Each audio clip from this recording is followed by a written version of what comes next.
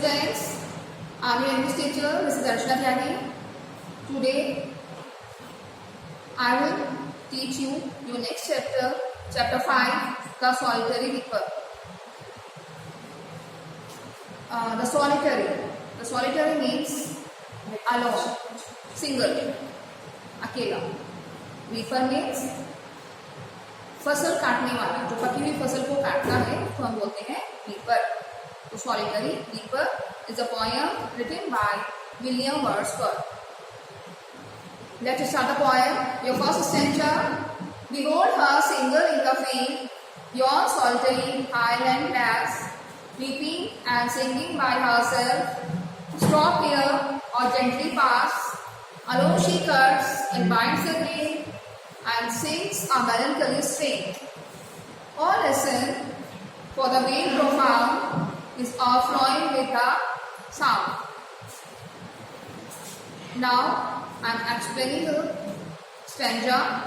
Here, first of all, look into your book the difficult words like behold. Behold means watch, look, देखो. Next word is yawn. Yawn means there, वहाँ. Highland.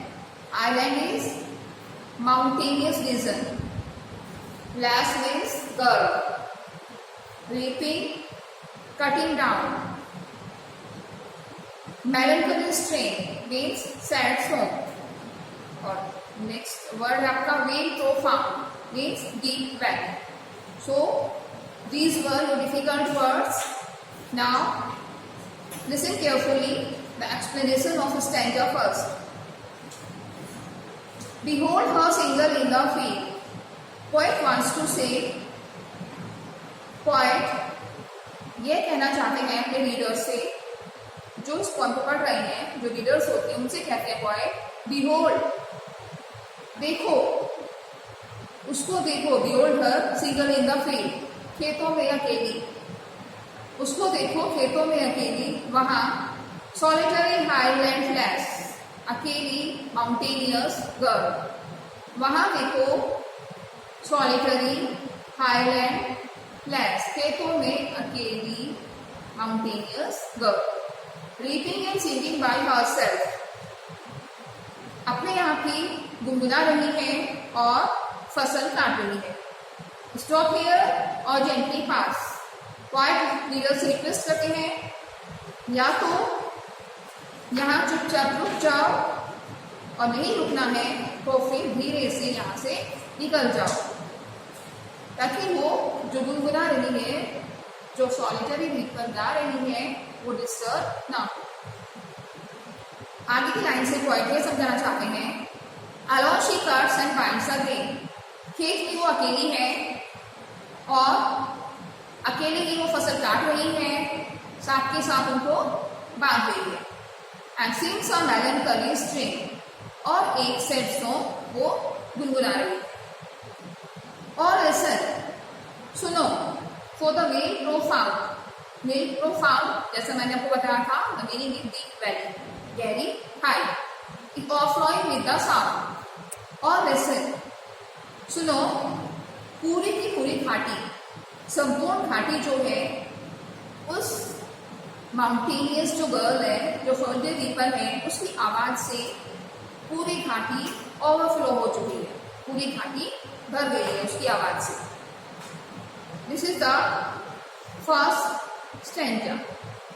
Now next stanza is the next stanza. No nightingale did ever chant more welcome notes to weary bands of travelers in some shady haunt among Arabian sands. First of all, the difficult words. Here is the first time. Chant means sing. Then welcome notes means sound, pleasing sound. To weary bands. Here weary bands means tired travelers. Weary जो होते हैं tired, थके हुए. Bands means group of travelers, जो वहां से यात्रियों का ग्रुप वहां से गुजरता है. In some shady haunt एक शेडी प्लेस होती है डेजर्ट में, जहाँ पर जो थके हुए ट्रैवलर्स आते हैं, जो थक जाते हैं, वहाँ पे आके वो रेस्ट करते हैं।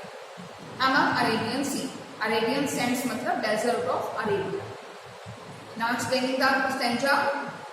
Poet कहते हैं no nightingale did ever chant. Nightingale is a bird, a singing bird, जिसकी आवाज बहुत मीठी होती है, बहुत स्वीट होती है।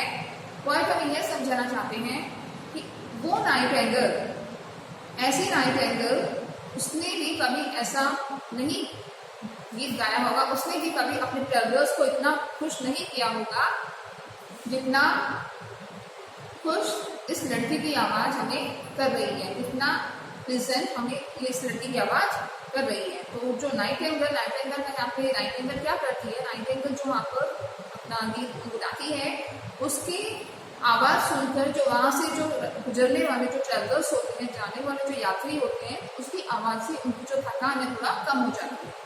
तो इस वजह से पोएट हमें कहते हैं कि नाइटिंगेल की आवाज भी इतनी स्वीट नहीं है जितनी स्वीट, जितनी मीठी इस सॉलिटरी रीपर की है। तो इस स्टैंजा में पोएट ने दो आवाजों को कंपेयर किया है, voice of Nightingale and the voice of the solitary reaper. Thank you, have a nice day.